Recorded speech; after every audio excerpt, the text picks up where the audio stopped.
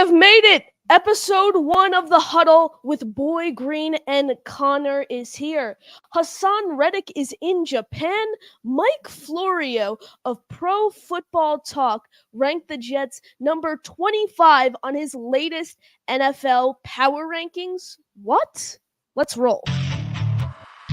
J-E-T-S, Jets, let's go.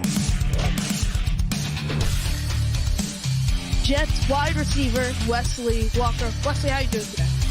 ESPN writer, Mr. Rich Cimini, Jets reporter for The Athletic, Mr. Zach Rosenblatt, Hall of Famer, and Jets legend, Mr. Marty Lyons. Your host, Connor Law. Welcome in, everyone. Here we are, Monday at 9 p.m. It is episode 1 of The Huddle with Boy Green and Connor. Boy Green, how you doing tonight? Well, I'm doing awesome, Connor. I feel so humbled that you chose to invite me to start our own brand new show together in The Huddle. This is awesome. Thanks, everybody, for tuning in, and we'll be doing this live every Monday at 9 o'clock for the next foreseeable future. So it should be really exciting. And thanks, man. I am fired up. We got the new setup, the lighting, and everything, all because of Connor Long, obviously. That's the sole reason all this is possible. Yeah. Of course, great to have you on, Boy Green. You guys, it's really cool that we're able to, connect through this content community and build a weekly show that, like you said, will be going on for the foreseeable future. But you ready to dive right into it? Let's get the scuba gear on, baby. Let's go.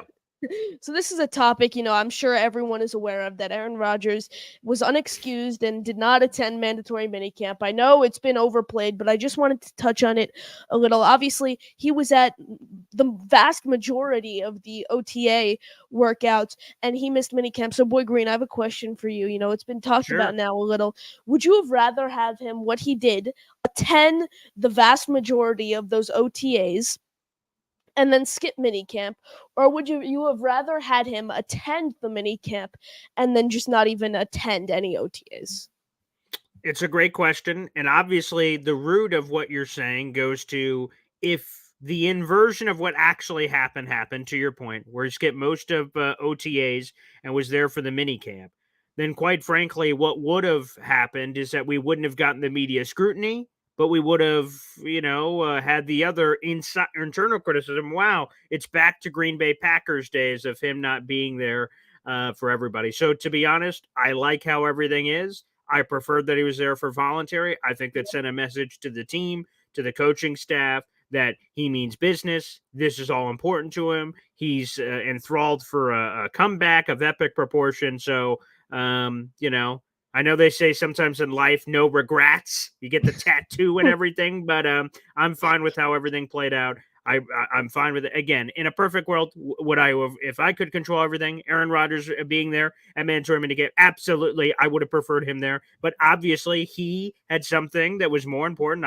We still don't know what that is. There's been a lot of speculation about it, but he had something that was more important to him that he had already pre-scheduled all this time in advance. And again, at the end of the day, for me, what it ultimately boils down to is two things. Number one, does his teammates or coaches care? And from all indications, they don't. So put that one aside. And, of course, the only other thing is it's not going to matter when we get to the season. Wins, losses, everything else will not be determined by, as Rich Cimini, who's in your wonderful intro, one of the best in the business, been covering this team for over 30 years. He said that the amount of reps that Aaron Rodgers ended up missing out on because he counted them between the two mandatory minicamp practices was 36 reps with the starters, which is what Tyrod Taylor grabbed. 36 reps. Give me a friggin' break, people. It's what I'm saying, for God's sake. So no, I'm perfectly fine with what happened. And for anyone who doesn't like it, I've got 2 words for you. Suck it, baby. That's all. Yes.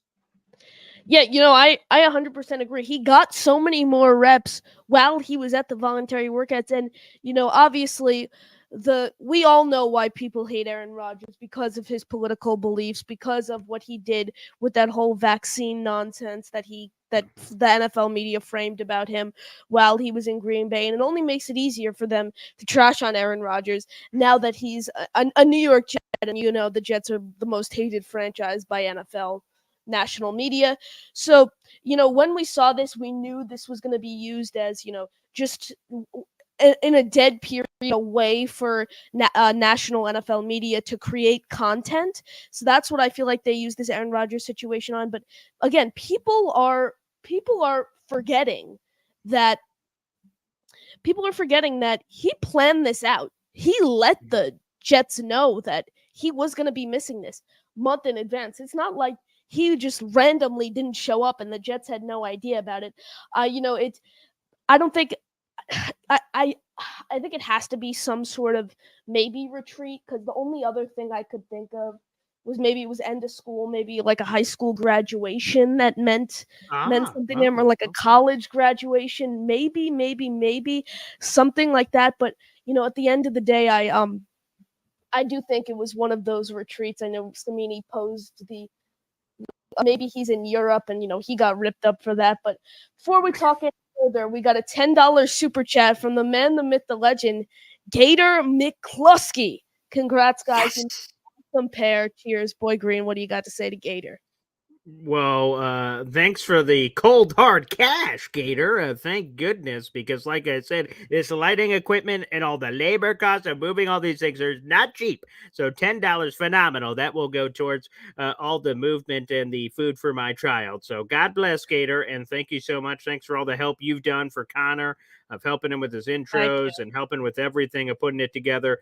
Gator is one of the most underrated New York Jets content creators slash fans in Word. our Jets universe that we put together. He doesn't get the love enough. That's how Not at cool all. he is. And I love the videos. So we see it all the time on the Jake Asman show and everything he puts together. I love Gator, man. I love that every once in a while I'll get it on Boy Green Daily. I'll get a Gator call out in his natural habitat. He's taking his dog for a walk and going around and doing all these kinds of things. So it's phenomenal. Gator's amazing, and it's humbling and very nice when anyone dips into their pocket, especially at this level. So the gold color is very fitting because he's gold. Boy Green, something I found interesting before we get back to the Jets related talk. I'm currently not monetized, so if you guys haven't, just please, if you're watching on my channel, please smash that like button and subscribe. But something that I found out, Boy Green, that I'd like to get your Hmm. opinion on is you Sure. only profit 70% off the super chats. I heard that YouTube eats 30%, so unfortunately, you will only be profiting $7 off of Gator's very, very generous $10 super chat. I think YouTube.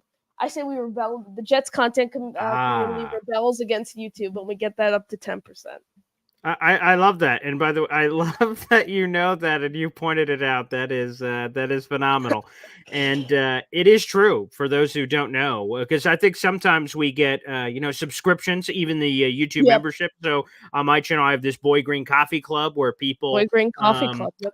yeah, which we appreciate, and The I love merch, it, and the new merch. Everyone go check that out. Boy Green's new merch. I It's yeah, on his YouTube community tab, I believe, and then that is correct. it's Yes. yeah.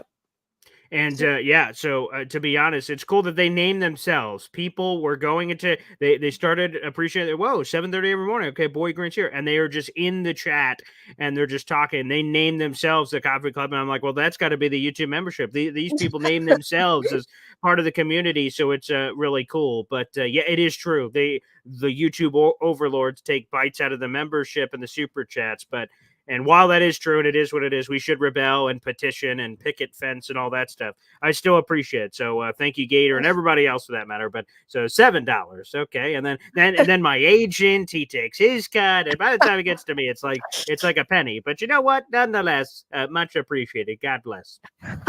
now let's avert back to Jet talk and stay Sure. on the topic of a star player who's missed minicamp. This time he did not alert the Jets that he was going to be missing minicamp. He actually told them before they officially traded for him that if they got him, according to Rich Samini, that he would attend both OTAs and minicamp. And OTAs, it doesn't really matter to me. Like, I don't care who's there and who's not. It's great if they're there.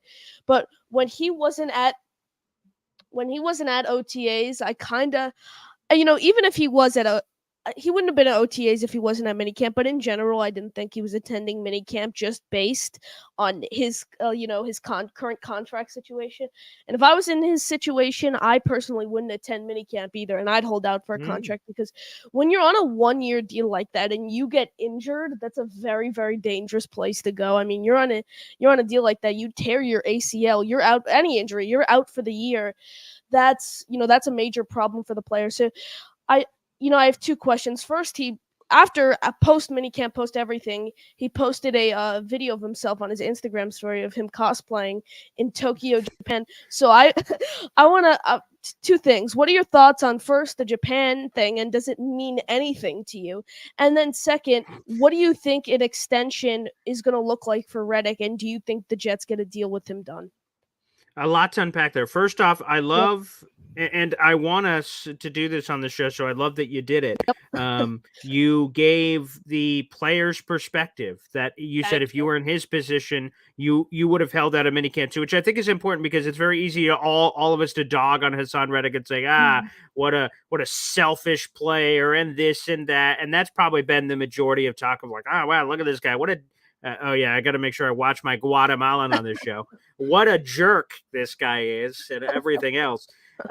So I appreciate the fact that you're arguing the other side because you are right. He is in the last year's deal, 14.25 million, non-guaranteed, but essentially it is guaranteed because again, the Jets aren't going to cut him anywhere between now and then, so it is essentially guaranteed. But that he is holding out for himself. The OTAs are OTAs. There's no attendance kept by the Jets. Maybe the Jets do it inside their own building privately, but it's not kept for us in the public. The only time the OTA attendance is brought up is during the rare media ops where they're at OTAs. And that normally happened once a week throughout OTAs. And then the reporters would go like, oh, wow, this guy's in here, this guy's in here, this guy's in here. But minicamp is where the presence is all covered because the media has that fully covered. So I understand that perspective. I would say on the Japanese thing, real quick, like it's not on camera, it's off in a corner, and also it's above my head. I've got shelving that goes above this.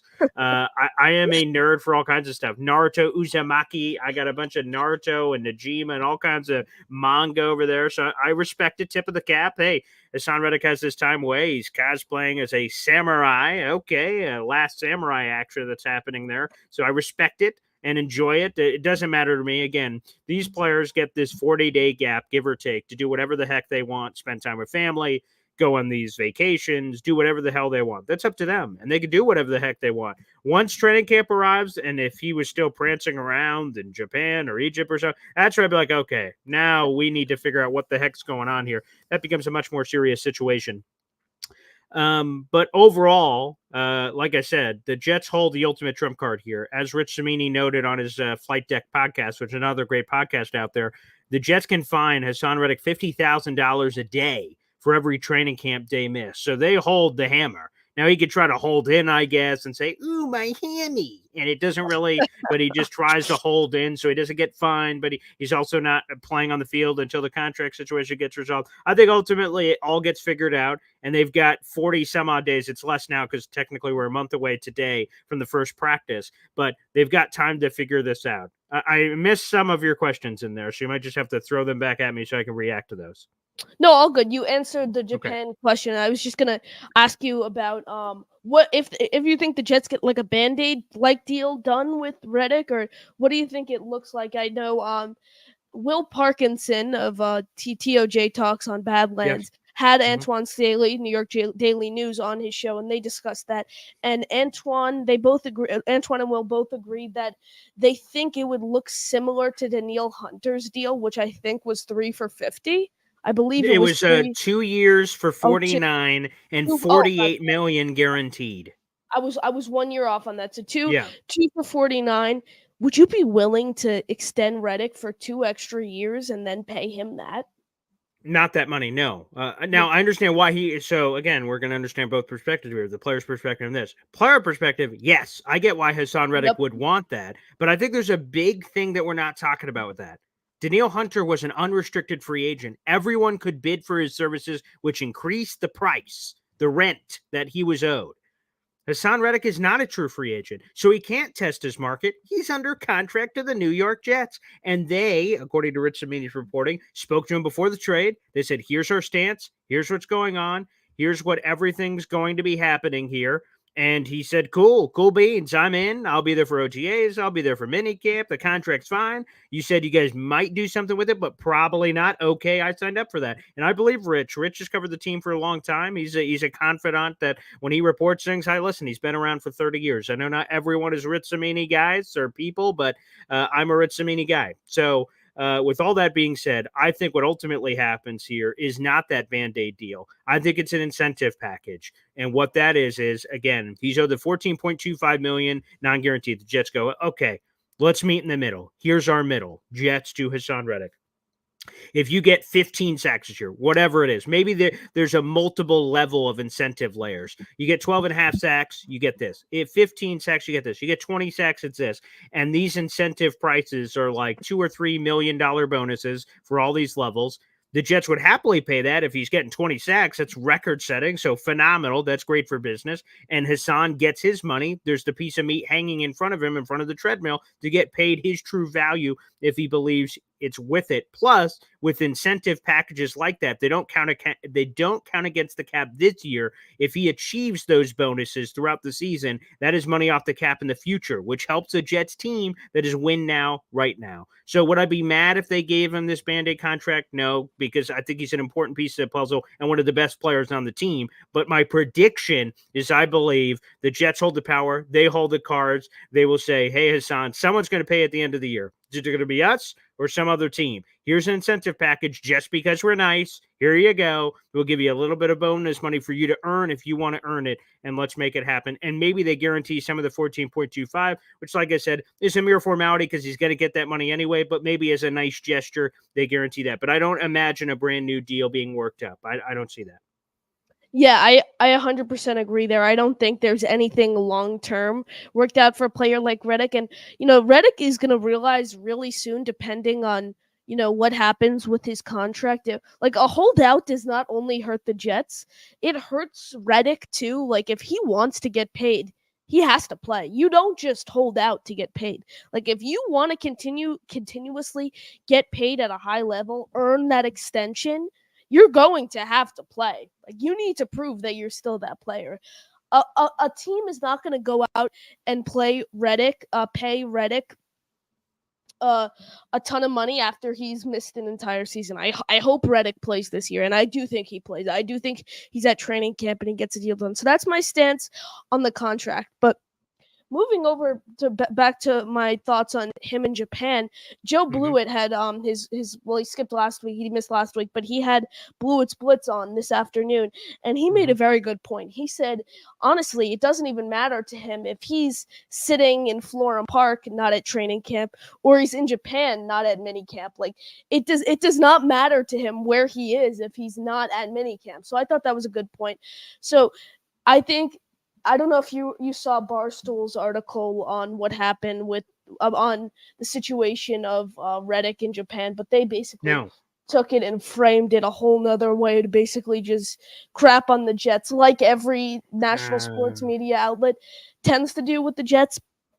But that's what they took and changed it about. But moving on, to news that broke yesterday by Rich Cimini, New York Jets cornerback Tay Hayes arrested in Alabama for possession of marijuana, which is a second-degree misdemeanor in the state of Alabama. He was booked at roughly 3:46 in the morning and out on bond, roughly $300 bond, out at 5:07 in the morning. What are your thoughts on this situation? I have an interesting view on this, so I'll let you take it away first. Sure. People are not going to like what I'm going to say, but Connor, you bring me on to tell the truth, and that's what I'm going to do here. The leash is different for different players on the team. What do you mean, Paul? As I interview myself, what do I mean? What I mean is this: is that think about this. Quinnen Williams, people call him a team leader, all these things, and I'm not disagreeing with it. He's this team leader who has the highest paid contract in Jets history, and he's this foundational piece. Earlier in his career, he carried a handgun at an airport. And then there was a whole situation. He said, I didn't know the law was this or that, and it caused a little bit of a firestorm. You want to know why that story went away? He was the third overall pick in the draft. and a very important piece to the puzzle. And so, long story short, more talented players that are more important to the team have a much longer leash than players that are the 53rd man. And Rich Cimini also in that column that you referenced, especially the one that he posted today, referenced Tay Haynes as a quote unquote long shot to make the roster, and he's right. I based it off a 53-man roster projection I saw from Rivka Board of Jets X Factor, one of your teammates there at Jets X Factor, columnist Connor Long here on the show. And in her 53-man projection like 10 days ago, she didn't have him making the roster. And it's not surprising because I anticipate probably 5 corners making it. It's the 5 we all know. It's Sauce Gardner, DJ Reed, Michael Carter II, Brandon Eccles, and Quantez Stiggers. That's going to be the group. And maybe there's a 6th corner added on there, but I doubt it. Again, I'll give a 53-man roster prediction, I'm sure, in a handful of weeks. But he wasn't going to make the roster. And while it seems on the surface incredibly minor and small for marijuana, because marijuana laws are changing across the entire United States of Especially America. the NFL policy. The NFL policy, it's like literally nothing. I was working on a news story for JetX yesterday when I saw that I was digging as I was going on, I was digging more into like the NFL, and they've really loosened it up over the years. Like it's basically nothing, but in Alabama, I'll let you go back, but Alabama, it's still a 2nd-degree misdemeanor somehow, which could entail jail time if he's found guilty as a misdemeanor. Yeah, and again, it's a perception thing, first off, that I think the perception has changed. But to your point, in Alabama, it's the law, and the law is the law. And that's a fair point by Rick Ken, who jumps on YouTube and says nothing more than a camp buddy. I agree. We'll always remember his contributions to that Philadelphia Eagles game where 2 the Jets beat the tackles. Eagles. Yeah, 2 tackles, baby. The two most important tackles in Jets franchise history. You could argue that, no doubt about it. And the Jets beat the Eagles for the first time ever, who were 12-0 against them, and Sauce Gardner and DJ Reed are out with the concussions, and we have to have Craig James and all these random people come up to the roster and make things happen. So shout out to Tay Hayes for making his impact on that crazy game. But the fact of the matter is what Rick Kent said.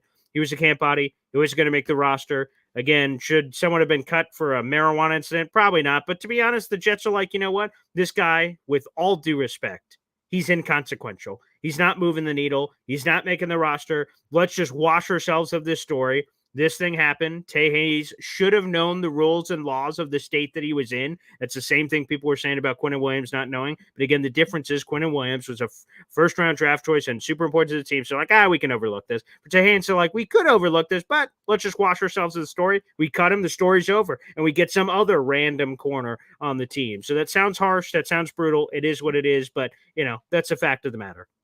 I have a nearly identical view to that.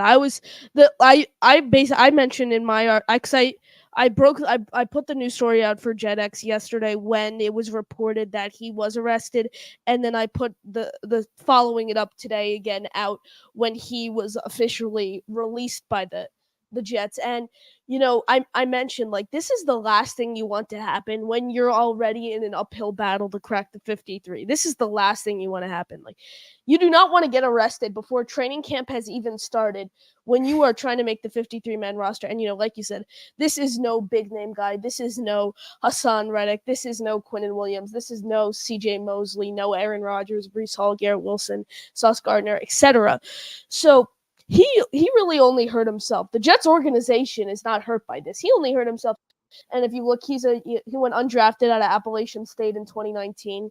He has appeared, I think, in 14 NFL games, 2 pass deflections, 14 tackles, I think is what he has. So he went to the UFL in 2022 to the Binghamton Stallions, Birmingham, not in England, but he's bounced around a lot in the NFL. So he basically, the way I think of it is, he really only shot himself in the foot. He did not hurt us.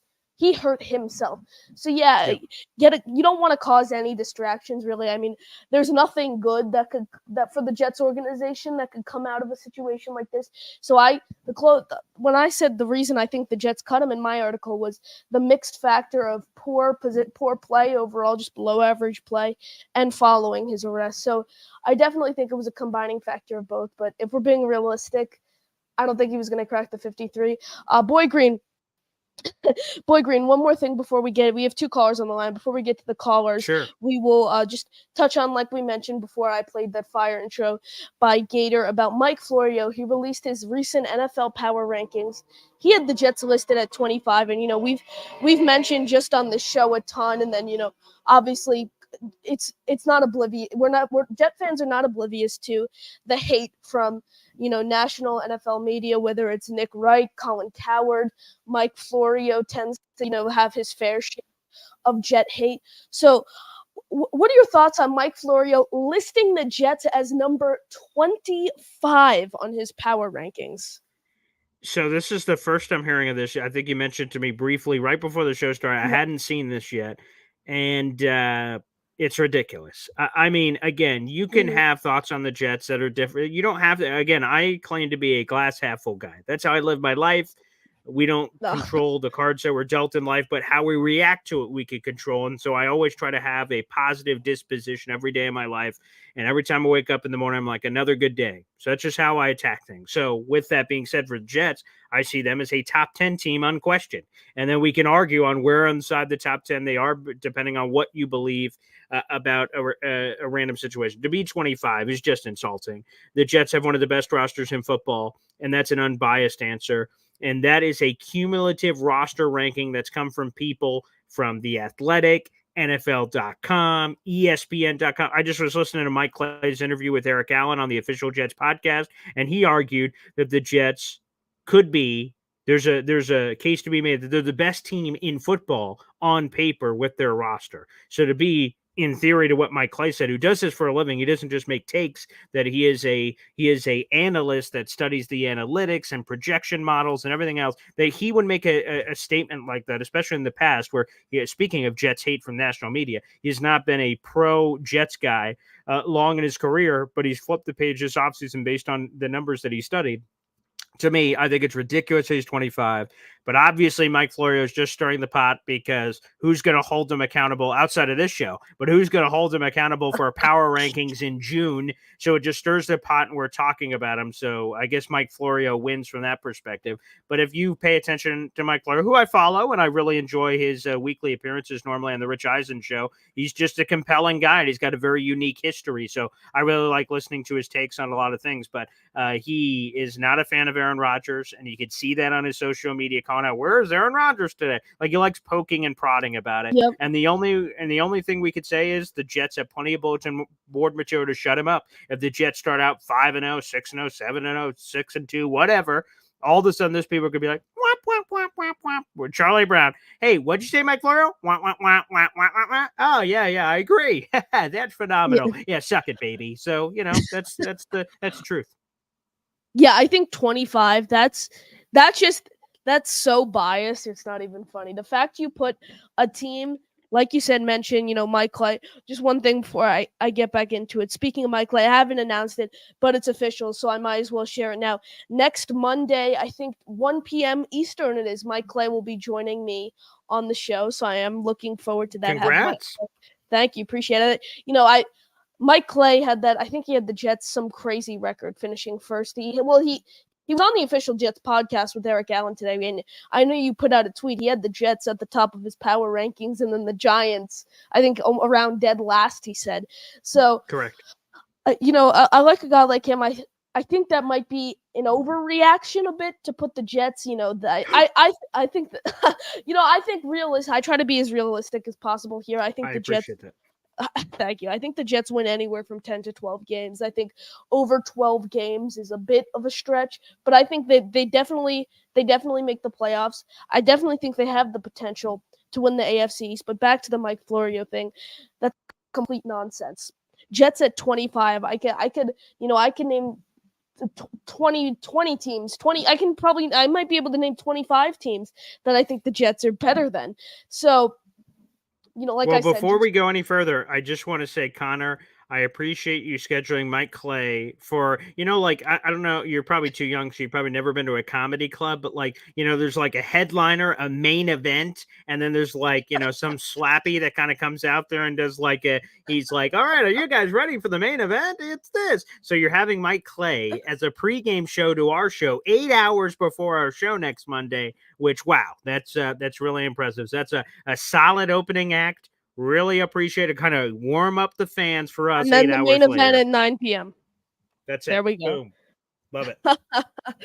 So, Boy Green, we do have a few callers on the line, so we are going to head. We have 4 callers on the line, so we're gonna head 4? over. Okay. Yeah, we're gonna head over to the first one. We're gonna kind of keep it moving as we want to get to all of our callers, and You're the boss. Boy Green. Yes. Yep. We have places to be, things to do. So we're gonna. So our goal is to try to keep the show 30 to 45 minutes. So we're gonna get through these callers, and love to hear what all Jet fans have to say. So let's go to our first caller, Bobby Midnight, joining the show. Bobby, Hi, Paul. Hi. Hey, Bobby, welcome to the show.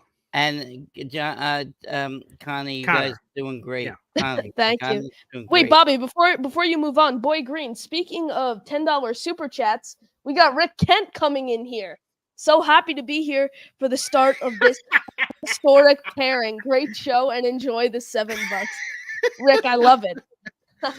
Oh, that is funny. And really, so when you guys are doing these super chats, Rick and Gator, it means the world to go this far. It really helps the show for you guys to dig this deep. So it means the world, and I appreciate the humor. So thank you to Rick Kent. Thank you to Gator for digging in your pockets, for supporting the show. It means a lot. And also a shout out to all the people that the free way to contribute to both of we're streaming live on my YouTube, my Twitter, and Connor's YouTube as well, and Twitter.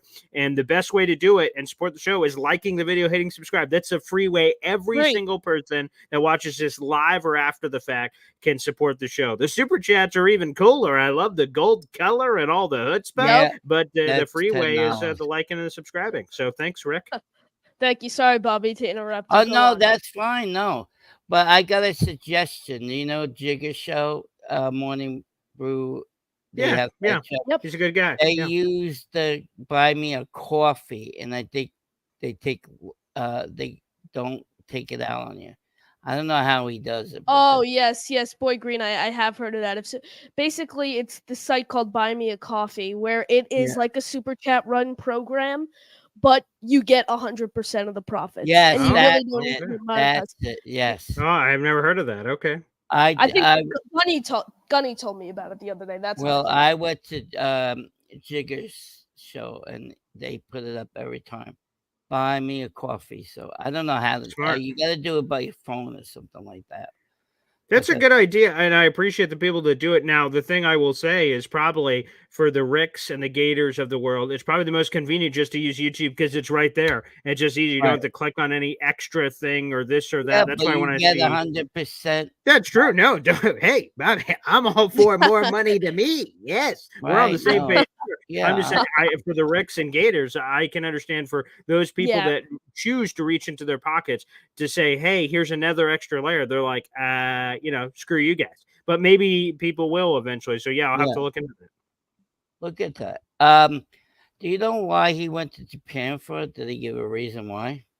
No. No, not that I know of. We only speculation of the random videos. Though. Probably not, I guess. But I thought he had a certain thing why he went to Japan. And I agree with you, Connor, that guy. What's that guy who did the Florio? list? Yeah. I can't stand him on NBC Sports. I can't stand him. Oh, I think he's fine. I don't like these the national guys that give these they stay pretty and then they give these crazy hot takes. I cannot stand these hot take type guys where they just like when Boy Green. Sorry, Bobby, don't mean to cut you off. Oh, no problem. You put Dan out Graziano. That's what I was about. I mean, it's called Overreaction Friday on Get Up for a reason. I mean, come on. Dan Graziano's normally not that hot take guy. Like he's wait a minute, is Chris Getty on that too?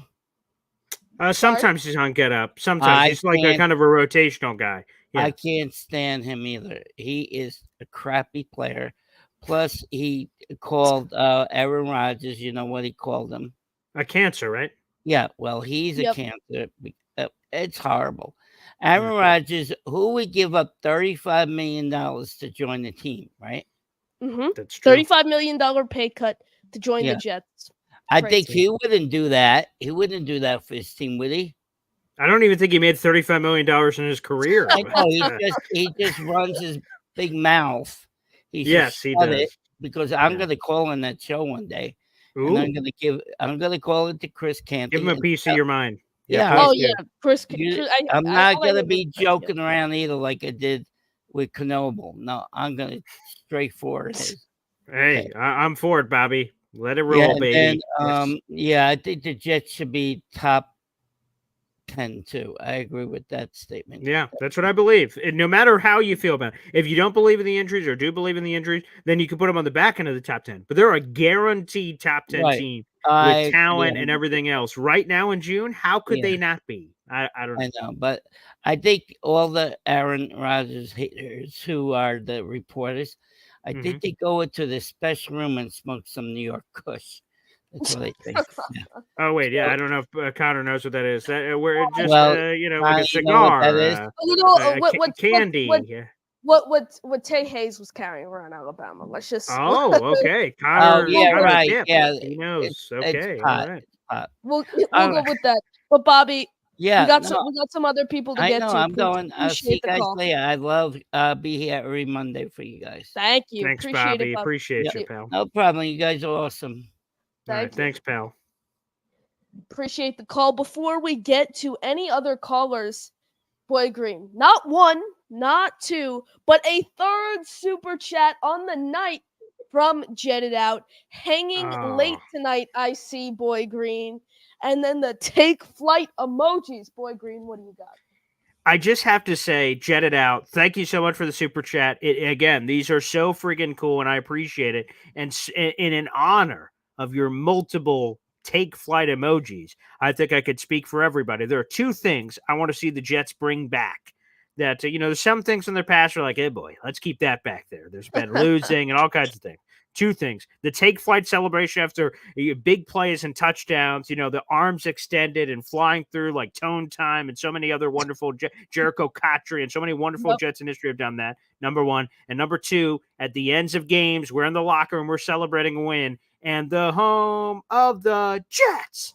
No more of this. Family on three. 1, 2, 3, family. No, hell no. Let's get back to the OG, which is the home of the Jets. Tony Richardson did it during his time there. It was part of the Rex Ryan era.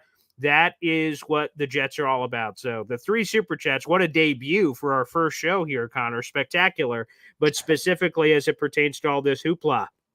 Let's bring those two things back, Jetted Out, in honor of you. Cheers. I have an empty Gatorade bottle, but cheers to you. That's what we're looking for, baby. It's so funny. I love to see other people using that take flight emoji. Whenever I'm in a YouTube chat and people are saying, what's up? Or it's Twitter messaging with Jet fans, texting with Jet fans. The 4 emojis I always use: the salute, the strong bicep, the arrow up, and then that aeroplane take flight. I hope the New York Jets and Aaron Rodgers and the New York Jets could take flight in 2024. That's what we hope. That's the plan. Hopefully, at least get into the playoffs. I think we'll be able to handle that. Winning the division is another ball game that I do think the Jets could tackle, but we still have 4 other callers to get to before we wrap up. So we are gonna go to Debo Vibes. Debo, how you doing?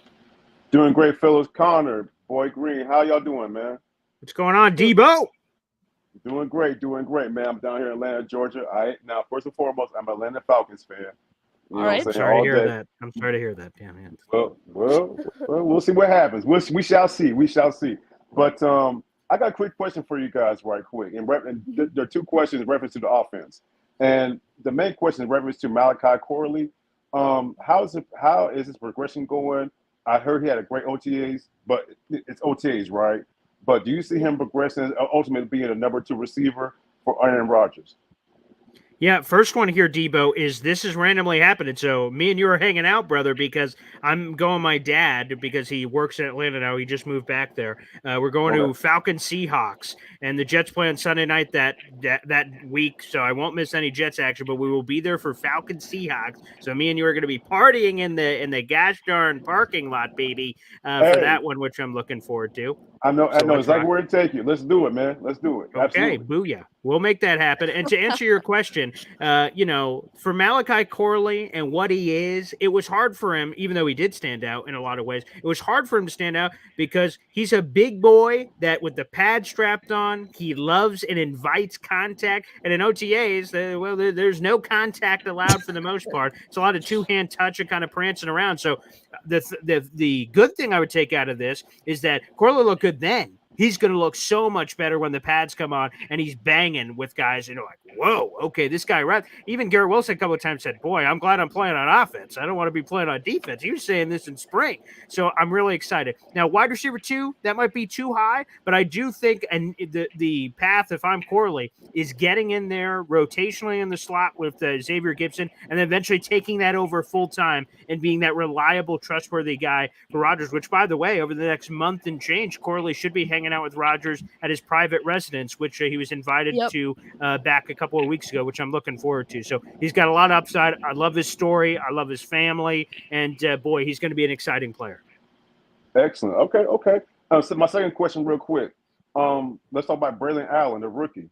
Yep. Braylon Allen, he also showed flashes, so to speak, in OTAs, but like you said, it's OTAs. Do y'all see Nathaniel Hackett installing a package where you have Braylon Allen and Brees Hall on the field at the same time, maybe splitting Brees Hall, Allen slot, or something along those lines? Creativity, so to speak, or you think Braylon Allen would just be like a goal line back or like a short yards back?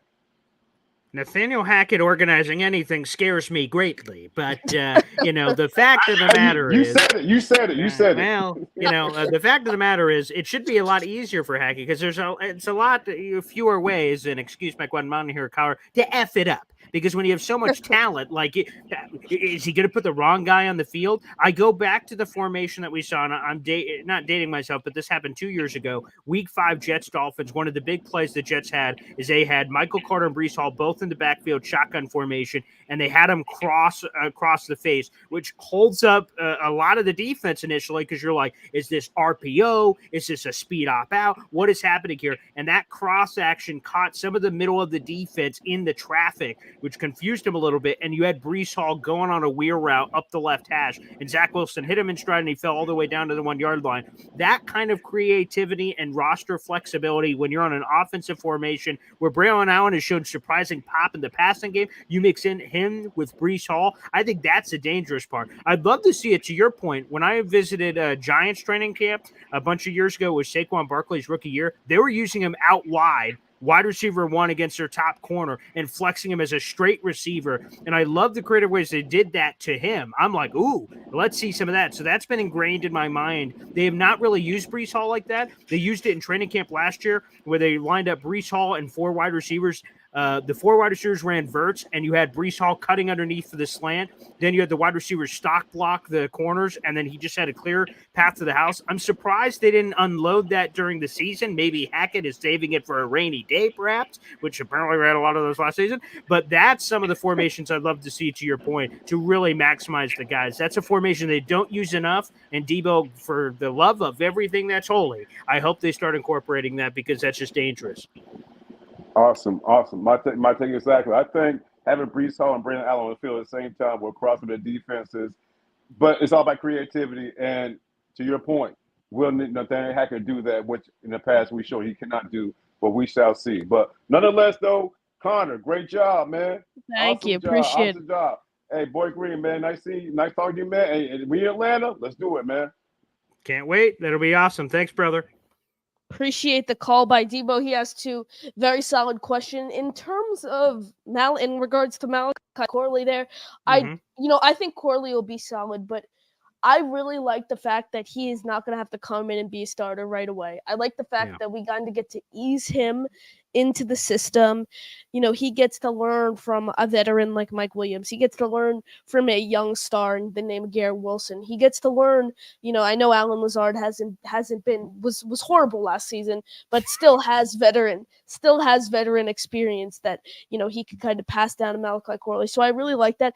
I think Corley will be solid in terms of the amount of reps. I think he will be getting, not reps, but in-game action. I think he will be getting this season. I think it's going to be pretty slim. I don't think he's going to get a ton of receptions, ton of targets. I think Rodgers is going to lean more towards, I really think Rodgers is going to lean towards Lazard, Williams, and Wilson. I think those are going to be his three main guys, his 1, 2, 3 that he goes to. And Jake Asman has said it time in and time out on Lazard. I think he looks at the situation in a really great way. He said, anything we get from Lazard, it's a bad way to look at someone who's getting paid $11 million a year, but he's so bad, you need to look at him like every yard you get from him is a bonus. So I think that's a good way to look at it. I don't want to have to rely on Lazard for anything, but I hope a guy like him can kind of turn it around with Rodgers at quarterback. And in terms of Debo's Braylon Allen question, overall, I like Allen. I don't like his receiving ability. I'm actually working on a story on the Jets running back room that should be either coming out tomorrow or the next day. And I was doing some research on Braylon Allen's college stats, and he was not good in the receiving game. That's why I like that we have Breece Hall to kind of front load that, because Breece Hall, he's dangerous in the rushing and receiving game. Hall was a power back at Wisconsin, obviously. He had a lot of success in the rushing game, but in terms of receiving, I think he had like 278 yards and he didn't have a touchdown in 4 years. Hey, Connor, real quick, you said you're working on a column. Where will that be posted if people want to read that? Thank you, Boy Green. JetXFactor.com. Search up JetXFactor.com, or you could download the Jet X Factor app, Google Play, App Store, everywhere you could find it. If you would like to see, there's great work over there. I know, Boy Green, you mentioned Rivka Board's work. I think she knows the cap better than anyone, in my opinion, in terms of yeah, she's great. In terms of like just Jets content analyzation, salary cap stuff. I think she knows. We can all agree she knows the cap the best. But we still have 3 callers, so we're gonna get to our next caller. We have Johnny Boy joining the show. Johnny, what's up, brother? What's up, guys? How you doing? Yeah, what's up, JB? Living the dream. Hey, awesome first show, man. And Thank you. At Boy Green, the third one is we need to bring back the flight crew. Oh, God bless America. Damn straight. Salute. Yes. I'm all for it. For the and Connor, it's for the choreography. It's for the fan engagement. That's what I'm referencing. Yes. They gave us the raw that we needed when we were in Spain. So I had a question, right? So maybe 2, but probably just 1. Okay. Special teams, right? What are we doing? Like, what are the formations? Like, who's going to be the 2 guys back there for us? Yeah. Is it going to be this? I don't think Izzy's on the roster. And then the last one, kind of what you were talking about a little bit earlier today, Boy Green, DJ Reed.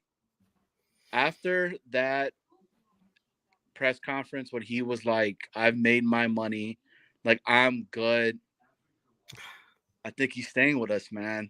I think he's going to take that friendly deal, right, just to go ahead and stay with us. Why would he not, seeing what we have? But I want to get your guys' take. Like, Connor, like, I haven't heard anything in regards to that from you. And then the special teams on both of you guys. Like, dude, the special teams, I feel like is going to make it or break it for us in a couple of these games. So it'll be intriguing to see what's going on. So, yeah, in terms of the DJ Reed deal, I've said all along, a lot of people have said they think it's MC2 who's back and not Reed. I think they can get both them back if they really tried. Like, if we want to win a Super Bowl with Rodgers, I mentioned it in an article. I think that came. I put a column out about Connor Williams possibly going to the Jets. Jets possibly signing Connor Williams, and I said, if Woody wants to win a Super Bowl, front office wants to win a Super Bowl while Rodgers is here, Woody's going to need to make financial compromises. That's what's going to need to happen. And I think MC2 and Reed are both, very key pieces on our defense. I've said all along, I think it's Reed who's back and MC2's gone, and a lot of people have disagreed. I think it's just because Leeds leadership is just, him and Mosley. They really lead this defense. So I do think Reed's back. Johnny, you made very good points about him. In regards to the special teams, the Jets have a ton of players competing for that kickoff job. Is it Izzy? I personally don't think Izzy's on the roster, but he still has a chance to compete for that special teams job. Is it Irv Charles who can compete for that spot? Is it Xavier Gibson who I think it will be, who was the Jets kickoff return man last season? They brought in Jakeem Grant, and it's going to be a tough spot. They have Tariq Cohen. Tariq Cohen is another name who might compete for it. So it's definitely going to be a hard job to get. Like I said, I do think it's Xavier Gibson. I do think they run it back with him. But then if he was to see struggles early on, he had that crazy touchdown return week 1, but then after that, he was really, average to below average play on kick returning is what I'd classify it as. So I do think he lands the job, but I think the Jets still look, if he's not producing, if he's not playing well, and it's average to below average, I do think the Jets will look elsewhere, but Boy Green, take it away. Yeah, Johnny, let me give it in a language you'll understand. Let me give you the 411 on the special teams, okay?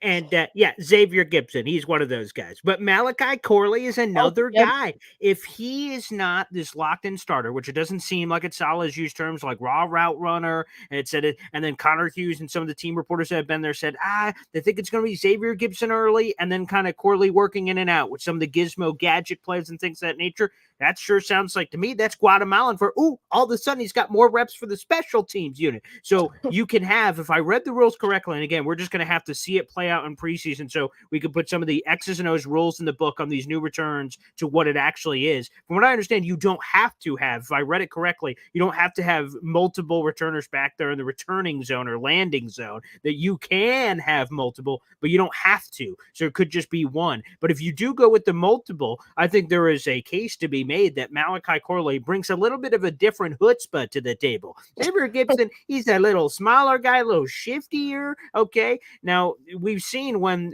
the power of Jesus strikes him, his body comes rolling to the canvas like nobody's business. But Malachi Corley, that boy, pause. No reference to that, Connor. Thick, and you have this guy coming in who can bounce and jump off of tacklers a little bit. I kind of prefer that style a little bit more. Again, we haven't seen it in action yet, but I prefer that a little bit more when you have the two trenches going against each other, and then it's him breaking tackles in the initial line, and then it's one-on-one with the kicker, and the kicker's doing one of these. God bless, and then boom, and then we're getting some of that physical contact. So I would lean toward X on one side and Corley on the other. Those would be my front runners at this point, but obviously got to give a tip of the cap to Tariq Cohen. If he ends up making the roster or is a practice squad elevation guy, which you could do up to 4 times during the season, he would be a very unique guy situationally to use throughout the season. Can I ask this to you guys then, right? So I thought about that too with the Corley stuff, right? But if we're going to be using Corley, I think they're trying to do it like a Sauce Gardner thing where we all knew Sauce was going to be that cornerback for us, but they were like, he has to win it during training camp and all this crap and blah, blah, blah. But everybody was like, come on, like this dude is going to be that guy, right? But with that being said, Corley has the bigger build that could absorb a lot of these hits when you're playing that position in the slot compared to Gibson. I mean, you've seen it last time, right? Like, dude was gonna pop, and you were like, "Shit, who's my bad, Connor. You're good. Like, who's gonna be the guy now that's gonna go ahead and get the returns back for us?" Because to be honest, with like Connor was saying, he was shaky, dude. There was times he was bobbling that ball back there, and if we didn't have, I mean, our guys blocking so well, right? A lot of these players are gone. Hardy's gone, man. Yeah. And as much as people not talking about that, like, that dude was the heart and soul of special teams, man. I think he was the one that was aligning people. Maybe Ashton Davis takes it. I don't know, dude. That's what, like, it's June, and I'm talking about like crap that really doesn't mean anything right now, but trying to get something. But hey, I know you guys got more people. Yeah. Appreciate you, Connor. Keep doing your thing. Thanks, BG. Man. Oh, Connor, are you going to the home opener? Am I going? I will not be there. Unfortunately, it is a primetime game on a school night, and where I am on Long Island, it will take me 4 hours to get home. So Priorities, man. Screw school. Come on, Connor, for Pete's sake. Look, we know people that could get people to tell your people what we got to get done. So, I won't be at the home opener, but what I will guarantee you is, all the way through the home opener, I will be listening to the 411 on New York Sports. So if you guys have not checked that out, the 411 on New York Sports is a weekly show on VR's channel, I believe. Yep. With Johnny and his uncle VR. VR hosts Sunday night shenanigans with Nick Shine, proud New York Jet fan, who Boy Green was just on their show, and Johnny God, what was I gonna say? Did you see VR's song, VR's Dude, rap today? I did. I saw that. Yeah. Look, if you guys don't, we're pushing for that to be the anthem, dude. If you guys did not hear the second verse, he spits the entire offense on it. It is bonkers. Like it's everything that to get you hyped up, get you ready for the season. Hey, if the Jets are listening, Sauce, he even says hot sauce. It was great. If that doesn't get you hyped up, I don't know what. But yes, man. Hey, I appreciate you, Connor, saying that. Yes, the 411 on Fridays, 6 p.m. Be there or be square. But check out the two guys on the other side and whatnot. They're doing their stuff. I mean, 7:30 a.m., baby. I'm drinking my cup of coffee.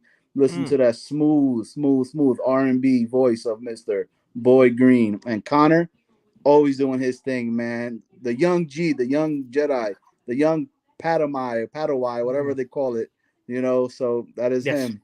Yeah, I appreciate you guys, man. Whoa, one more thing before we let you go, Johnny. My dad, who is watching the show right now, I just received a text from him that we will not be able to miss the home opener, and I will be attending the home opener. Hopefully, yes. Way to go, Connor's dad. Yeah. See, Johnny, that's our influence. Our people know the people, and the Connor's dad here is like, I don't want any part of that business. I don't want to know his people and my people, to his gardener's nephew's cousin's uncle. Like, oh, whoa. So you're in, Connor, and we will get to meet you in person for the first time. You and your Boy pop Green, and everyone else. You're coming or down excuse here? my Guatemalan. Heck yeah, I'm going. I got to get my lingo better on the show. But heck yeah, I'm going. Damn straight. Dang straight.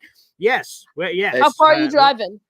It's like 5 or 6 hours for me. Oh, so I thought it was like 9 or 10 for some reason. Oh, no, it's like 5 or 6, but we're going to figure it all out. My pop's going to be there. Johnny's pop, his brother, his sister, his nephew, everybody's going to be there. Hey, I gave Papa Esden the really sad eyes, and it worked on that day. Yeah. So just like we did it with you. Yeah. You got to do it, man. Hey, I appreciate you guys, man. Keep doing your stuff. Thank you. Hey, I love the content, man.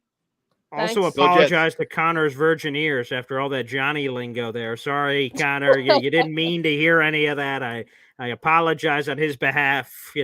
He just doesn't understand. He's, we're doing all kinds of crazy stuff. ¿Qué pasó? ¿Qué están diciendo? Yeah, exactly. Yes, excellent. Yes, that's okay. We'll come back to you, Johnny, in dear time. Thank you. Yes. Appreciate the call. Johnny Boy never fails to disappoint. I thought he made very good points there about who will be competing for the kickoff, and we both I push back on that though. Now that Johnny's off, we can bash him behind his back 100%. Like I get what he was saying. Remember the soft thing? Oh, he's got to earn it. We're like, okay, we played around oh boy, we'll see, because he was behind Bryce Hall. We're like, oh boy, hopefully he beats him out. But I don't think that's anything with this Corley thing.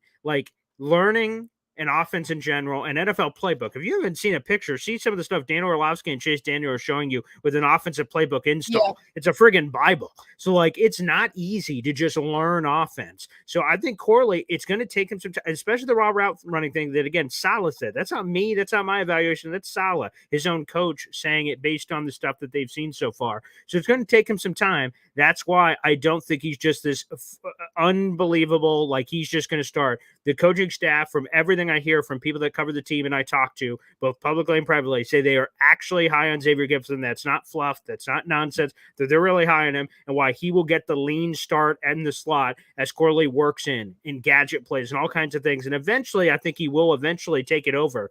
But no, I think he is going to be involved in that special teams. We'll see ultimately what happens at training camp. That's where things will be settled. But I would not just write it off as, okay, he's a sauce guy again. He's automatically going to be the guy.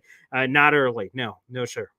Yeah, that's the Sauce story is a good comp, but that's the story with every top quarterback who's drafted.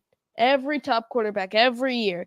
I know it's a different position, but first overall pick, second overall pick. Oh, he's gonna have to. I was watching Sports Center the other day, and they're like, "Well, Jaden Daniels hasn't officially earned the starting job for the Commanders. He's still competing against. Oh God, I forgot who it was, but Marcus Mariota. He's still competing against Marcus Mariota and Sam Hartman for the job. Will he let blah blah blah? So it's like it's the same thing every year. But I think this case there's no given for guys like this. I mean, they're gonna have to earn it. I 100% agree. But boy, Green. Before we wrap up, we have one more caller. He has been waiting baby. patiently the whole time. Okay. B-Mac joining the show. Wow. B-Mac, how you doing? Hey guys, I'm so glad to be on here with y'all. I was getting a little worried. I was like, oh, I know you had to end the show, but Connor, Don't worry. Yeah, we had to get you in, B-Mac. By the way, this is random. I haven't heard an update. Are you and Carly a thing now? Whatever happened with that Panera Bread or something? You guys or Olive Garden maybe? Where were you? What was happening there? Well, no, I'm not gonna. It seems like Carly. Oh, you don't want to kiss and tell? Okay, that's fine. I was just curious. Okay, yeah. Might be a thing now. So, congratulations. That's wonderful. You know what? Oh, okay. Jake is my boy. You know what, Jake? Is he going to be the best man at the wedding? Yeah, you know what, Jake? If you want her, you can have her. You know what I mean? You don't want her anymore. Oh, that's too bad. Line up for me. You know what I mean? But, okay. God bless. Again, that's the word on the street. Rumor. So, okay, I appreciate you spreading the rumors. Really okay, believe people nowadays. But, sure. Yeah. But I do want to call in and say, first of all, the Mike Folio thing. That's it doesn't really shock me. This is a guy who's been outed for Rodgers for years and years and years. Since me being a Packer fan, I can understand this. Like since 2015, he's been on Rodgers, since then. So yeah. To put y'all on 25th, man, that's like totally disrespectful. Behind the Broncos and what else? I haven't seen. That's the one thing because again, I learned of this from Connor, and then I'm like 25. I'm like, who are the Jets in front of, and who are they behind? So I've not seen the list yet. I'll have to read it after to see who. But Zach Wilson and the Denver Broncos are above the Jets. Good Lord, have mercy. Yep. Bo Nix and Zach Wilson headline that quarterback. Jarrett Stidham. Yeah. Wow. Yeah. Yeah. Yeah. I just completely shook my head, and then he had the Falcons ahead of him, and a couple of teams. What else? There was one team that wasn't good that he had ahead, but and then the reason behind his argument was like it was dumb. Like they had veterans. Oh, I see it now. It's his pinned tweet. Oh my goodness. Oh God. Disgusting, right? Lord. It's disgusting. So the only teams that Jets are above on this PFF thing here is I'll throw it up so then Connor can put it up here. Here it is right here, Connor. So feel free. It should be on your screen to show. Oh, yep. I got you. This is it. I mean, and let me see. Well, that'll be the same no matter what, I guess. But come on, man. What are we doing here? Look at it. Yeah, the Seahawks. Like, come on, really? The Seahawks really? Raiders, Titans, Giants, Commanders, Cardinals, Patriots, Panthers. And then the Saints? Derek Carr. The Vikings, Sam Darnold, the ghost Falcons, of Sam Darnold? The Falcons. The Falcons are talented, but come on, man. The Chicago Bears, Caleb Williams. Wait, what about the Steelers? Justin Fields and Russell Wilson? What the flying hoot? Oh, boy. And then you got, yeah, man. Yeah, terrible list. Wait, the Buccaneers are at 9? What the flying hoot? Yeah. Baker Mayfield. I think the Jets should be. Wait a second. Jets should be at 6. On this standing, the Bills are at 7, the Dolphins are at 11, and the Jets are 14 spots lower than the Dolphins. Are you friggin' kidding me, man? Come on. Initiate the gosh darn gag reflex. This is disgusting. That's there it is, the full screen layout of the horrific list of Mike Florio of Pro Football. Boy Green, it's a little blurry for some reason on my end. You mind Let me reading see if that? I could get a better image. No. I see this. I just can't read the Yeah. comments. What did Gunny comment on that? He always Oh seems to yeah, I could share that. He says, "I can't stand with these non-football inspired clickbaits anymore. Unfollowed." Yeah, I'm like scrolling through. It's funny. His is the first comment I see. There's someone Jets make 0 sense. So there's just some random NFL person saying like Jets being down that far doesn't make sense. And then yes, there's a lot of Jets comments I can kind of just see in here as I'm scrolling for people explaining this. Yeah, there's a lot of people just complaining about the Jets. Jet fans are massive and everything else, so that makes sense. But again, it's just gross, just friggin' gross. Ugh. Yeah, that layout is disgusting. It's just disgusting. It's just terrible, man. It's just terrible, and then plus on top of this, you got all these again, man. These clickbaits. Like you can tell it's June, and people are just bored because people don't have nothing else to talk Apparently. about. Like now we still hearing about this. Rodgers didn't go to mandatory meeting camp. First Take was talking about it today. And, I saw that. and, Unbelievable. The story survives. Yeah. Worst take. Mike Florio. Don't be shocked if next week that they still are going to be talking about it, and then the week after, and then the week after, and then up at the training camp, till Rodgers comes back and says what he's got to say, and then hopefully, it would die down. But yeah, man. I just want to. I do got a question about y'all wide receiving core. Okay. Now, I do think of course, Garrett Wilson is your number one. And then Correct. You got Mike Williams. Yeah, he's your number 2. With I know there was questions about him with the injury history. Correct. And then I do think some people are sleeping on Malachi Curry. Malachi Curry reminds me of a 2014 Randall Cobb. You know what I mean? But more of a better Randall Cobb. Yeah, guy, okay. Slot. You know what I mean? Randall Cobb wasn't the yak guy like Curry is. Yeah, King. Randall Cobb could be like what was like one of Rodgers' trusted number 3s. And I think if Mike Williams can stay healthy, and if he can be you Devontae in 2014, Garrett Wilson can be y'all Jordan Nelson, and I think and I think Corley can be all Cobb. From that 2014. B-Mac, I don't mean to cut you off here, but we Boy Green, this has been a quite eventful show. Jeffrey has gifted 5 memberships to the Boy Green Superfan. Wow.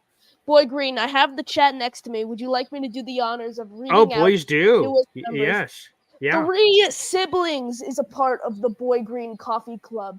Johnny Boy is a part of the Boy Green Coffee Club. Rick Kent is a part of the Boy Green Coffee Club. Alfonso Stackhouse is a part of the Boy Green Coffee Club. And the best for last, proud New York Jet fan Nick Shine is a part of the Boy Green Coffee Club. Jeffrey, thank you for the gifted memberships. I mean, Boy Green, this has been an eventful show in terms of super chats, gifted memberships. Yeah, I'm going to be honest. I know Jake gets them all the time on his show. People don't normally do the gifted memberships on my channel, so this means a lot, Jeffrey. So thank you so much. That's very, very, very kind of you, and thank you. And to all the people that Connor just read there, this is a membership that gives you a month trial as part of the Boy Green Coffee Club, and hopefully you guys enjoy the coffee club that includes, and hopefully you see enough over the next month that you want to stay here for the Boy Green Coffee Club. So thank you to Jeffrey, and shout out to all those people. I was surprised Johnny wasn't already a member of the coffee club, and Nick Shine and all these other people. Now they are. So booyah. Let's punch them in. Thanks, Connor, for making sure you're staying on top of the chat with the super chats and gifted memberships and stuff. That's amazing. Thank you. Of course. But B-Mac, really appreciate the call. We have one more caller we need to get to before we wrap up. Real quick. What do you think about my about the wide receiving core comparison? Did you think that's a fair comparison? Yeah, I like the Packers comps. Again, Green Bay had some terrific receivers, Jordy Nelson, and go back even further, the Donald Drivers, the Greg Jennings. I mean, they had some spectacular receivers over the course of modern history here in the 21st century that I loved a lot of those guys. So, yeah, the Jets have upside. Again, I think the straw that stirs the drink is Mike Williams. Where is he? How fast did he come back from the torn ACL? That's going to be a big question. Yeah, I agree. Great question there by BMAC and great comp. Boy Groom, do you have time for one Of more call? course, yes. I have time for a million calls. Let's do it. Let's bring him on the show. Gary, the founder of 3D Boxing Blog. You know, the most optimistic Jet fan out there and Net fan. Gary, how you doing? I'm not an optimistic Net fan. Oh, I know. I'm a big Net fan, joking. But optimism is at an all-time low with the Brooklyn Nets. Wow, this is great. Gary, I haven't had the pleasure. Your reputation has preceded you on the Jay Gasman show and everywhere else, and Bobby's show that I've seen you. Like, all of that has preceded you. This is our first time virtually. What an honor. It is, and I'm going to be honest with you. The first couple of times I heard you, you kind of irritated me, but I've grown to like you. I'm a subscriber to your channel now, and just like me, I'm really irritating at first. You grew on me a little bit, and I like your content, so keep up the good work. Well, thank you, Gary. You and my fiance had the same take, initially annoying, and eventually just kind of, whether it was the tide just splashing against a rock and eventually eroding it until you had no other choice, or what have you. I appreciate it nonetheless. So, I told my wife I'm just going to keep bothering you, so you might as well just marry me. I mean. And booyah, effective strategy. Yes. 12 years later, we're still doing good. Congratulations. Thank you. Oh, when's your wedding? Do you have a date yet? No, which is kind of the funny running joke because I just passed the 6-year anniversary of me proposing to her, and COVID happened and everything else. So it's just been a constant we'll get to it. So yeah, now it's 6 years running. So it's a running joke. You and my family have both asked within the last week. When she sees O'Leary get married and she sees Jake and Carly get married, I think you're right. Is she going to start to be like, come on, Paul?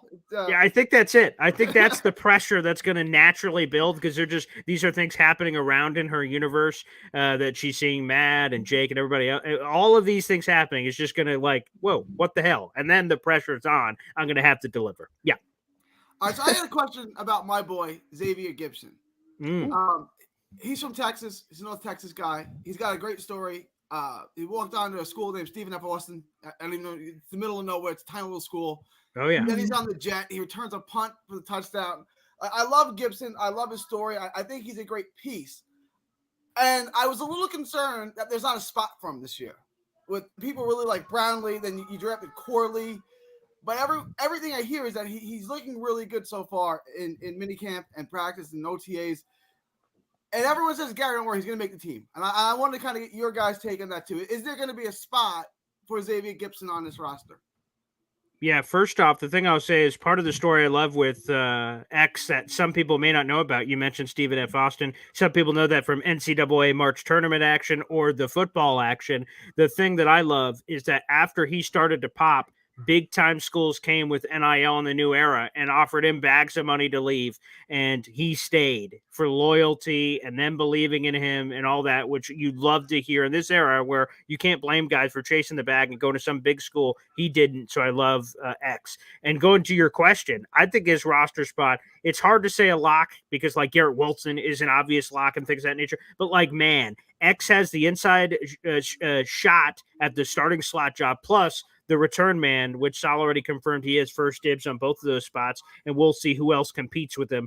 Again, whether that ends up being Tariq Cohen, who we mentioned, or Corley, what have you. I think he's got the inside gig at the slot. I don't think Corley's going to take it from him during camp. That'd be a surprise to me. And then on the other side, I just think he's in the roster. You mentioned like Isaac Brownlee. I think those guys are more on the peripheral, to be honest. If someone's head is getting chopped at the guillotine, to me, it's the Brownlees of the world. Irv Charles, even. A lot of people called him a lock because of the special team stuff. I don't think so. I think X is as close to a lock as you could possibly be.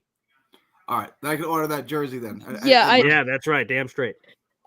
Boy Green, another one. Nick Shine, the proud New York Jet fan, coming through with a $5 super chat. Going to start growing a beard now that I am a member of the Boy Green channel.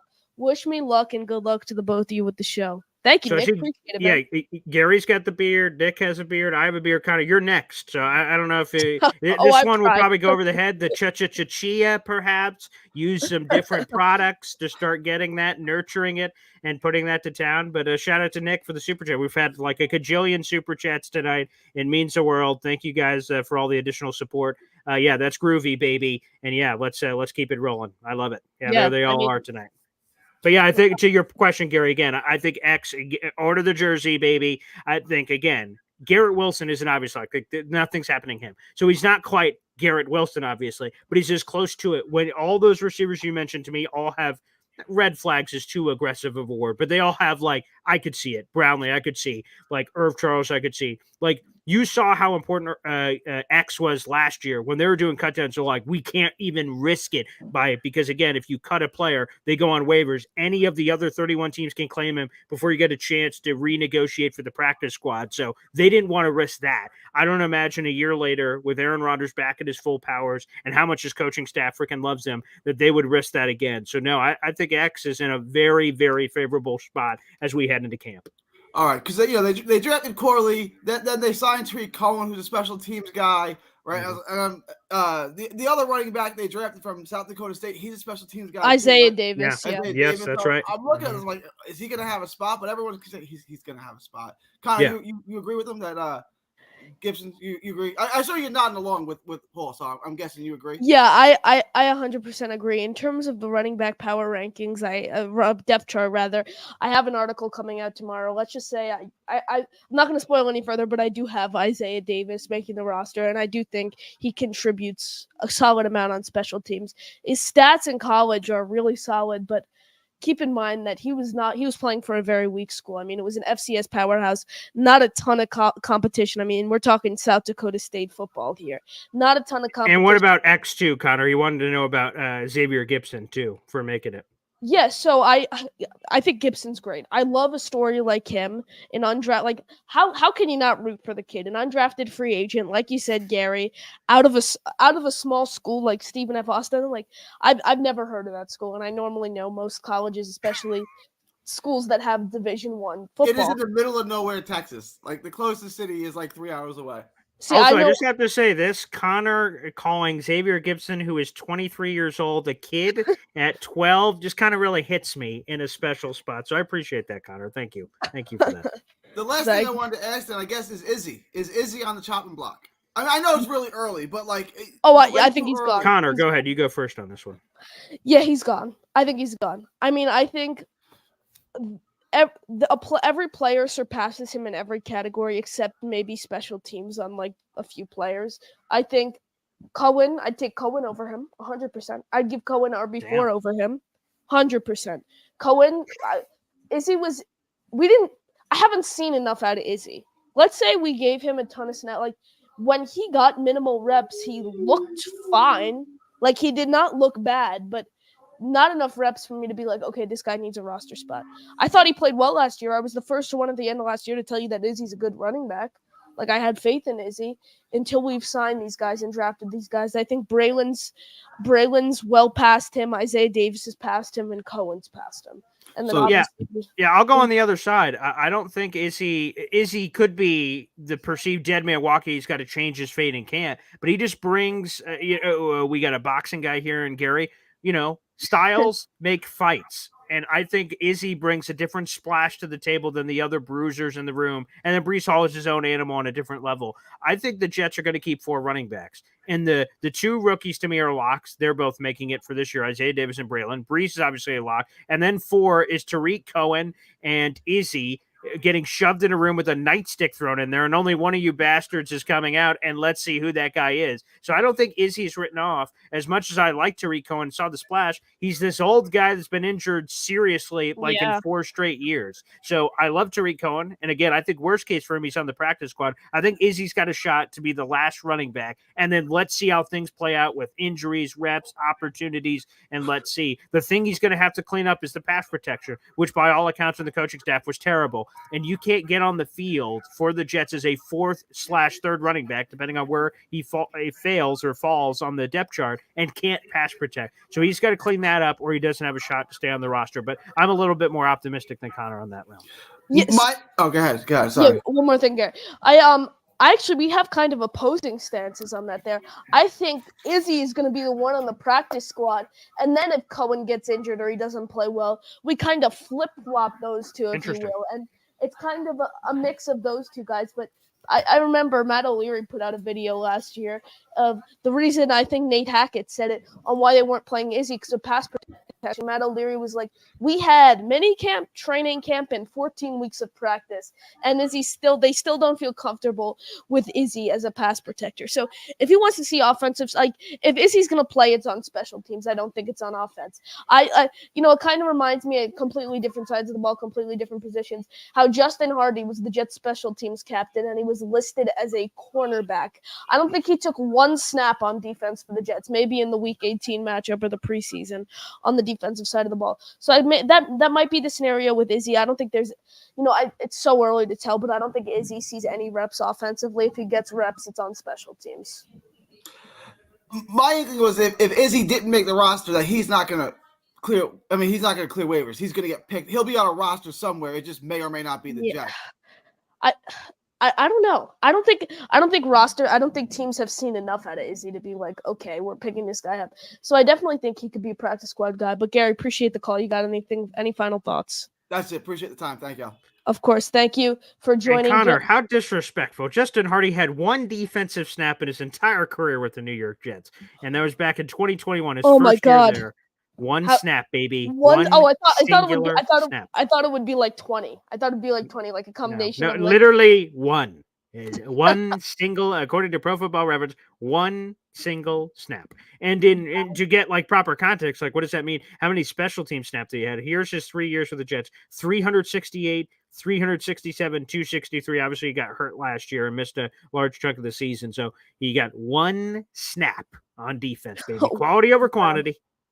Yep, you got it. I mean, Boy Green, we couldn't have asked for a better episode in terms of, super chatting, gifted memberships, chat engagement, call-ins. We currently have 480 people watching. Looks like we're going to wrap it up here after an hour and 20 minutes of episode 1. You were in the huddle with Boy Green and Connor. Boy Green, you got any final thoughts after this incredible episode? Yeah, again, you never know when you start a new show. It's Monday nights. It's June 24th. Yep. What's the reception going to be for this? We just have outstanding fans. Obviously, we're streaming on both of our platforms. We have outstanding fans, and I just want to thank them because, obviously I've been doing a Boy Green Daily for a long time, a year and a half plus. I've been doing my Jet show for 10 plus years and all these other things. But it's cool that we debut a brand new thing.